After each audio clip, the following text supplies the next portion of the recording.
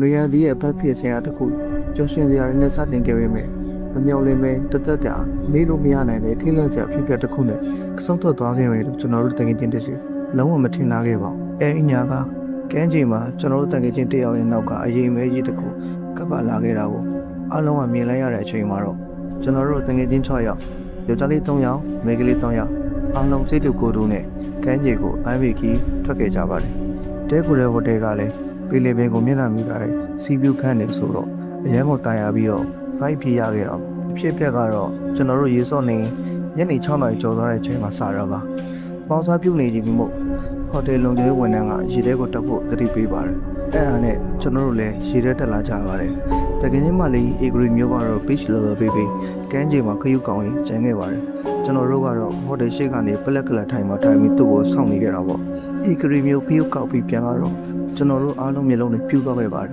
ဘာလို့လဲဆိုတော့သူ့နောက်မှာရေမကြီးတစ်ခုကလိုက်လာတာကိုအားလုံးကမြင်လိုက်ရလို့ပါအဲ့ဒီအရေးကြီးကအနိကလာလေးလေးပုံသဏ္ဍာန်ကပို့ပြီးတော့ထင်ရှားလာလေးလေးပါရေတွေရွှဲနေလို့တယောက်ပါအပေါ်ပိုင်းပလာနဲ့အောက်ပိုင်းပေါင်းပြီးဝတ်ထားပါတယ်ဒါပေမဲ့သူ့မျက်နှာကလက်တွင်းနဲ့ဟောက်ပန်းနဲ့ရင်းနဲ့ထားပြီးဖောက်အင်းနေတဲ့ပုံစံမျိုးကြီးပါအစိုးရကတော့ဒီထဲမှာပြန့်လွင့်နေတဲ့ပုံဝဲအနံဆိုးကြီးပါပဲအဲ့ဒီပုံစံမစောရေကြီးဟာဟိုတယ်ချင်းစီဝနာရောက်တဲ့အချိန်မှာလိုထားတဲ့မှာတက်ွယ်သွားသလိုမျိုးတက်ွယ်သွားပါတယ်ဒါပေမဲ့အဖုံးနဲ့ရတော့လေးထဲမှာကျန်နေခဲ့ပါတယ်ကျွန်တော်လည်းကြောက်ကြောက်လန့်လန့်နဲ့အေဂရီမျိုးကိုဟိုတယ်တွေကိုအတင်းဆွဲခေါ်ခဲ့ပါတော့တယ်ထူးဆန်းတာကသူ့နောက်မှာအဲ့လိုအနံဆိုးနဲ့ပုံပြက်နေတဲ့အရေးကြီးကပ်ပါလာတော့အေဂရီမျိုးကလုံးဝမသိတာပါကျွန်တော်တို့ပြောမှပဲသူလည်းတုံးလို့သွားခဲ့ပါတယ်နောက်ရက်တွေမှာတော့နေဝင်လာတဲ့ကျွန်တော်တို့လည်းဘယ်သူမှရေထဲမစင်ရတော့ပါဘူး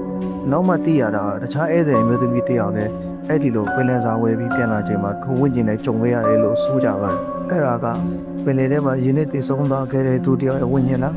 ဒါမှမဟုတ်ကျွန်တော်တို့ကိုတခုခုတတိပေးချင်နေတာလား